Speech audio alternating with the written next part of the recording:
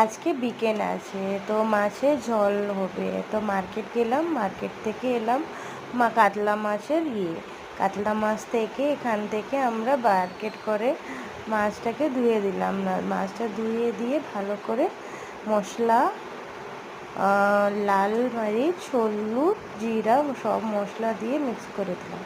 তো 5 সেকেন্ড না তো 1 ঘন্টা ম্যারিনেট করলাম। তারপর আপনার আলু আর বেগুন সব আপনি কেটে নেবেন।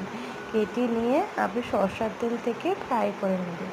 ফ্রাই করে করে ভালো করে আপনি মাছের করে দেবেন, ঠিক আছে। তারপর আমাদের এখানে মাছের মুড়ো আছে, মাছের মুড়োও আপনি ভালো করে ফ্রাই করে নেবেন। ফ্রাই করে আপনি এখান থেকে ফ্রাই করে নিয়ে আপনি কড়াতে বসিয়ে দেবেন। বসিয়ে আপনি ভালো করে ডিপ ফ্রাই করে নেবেন, ঠিক আছে। এখানে এটা দুজনের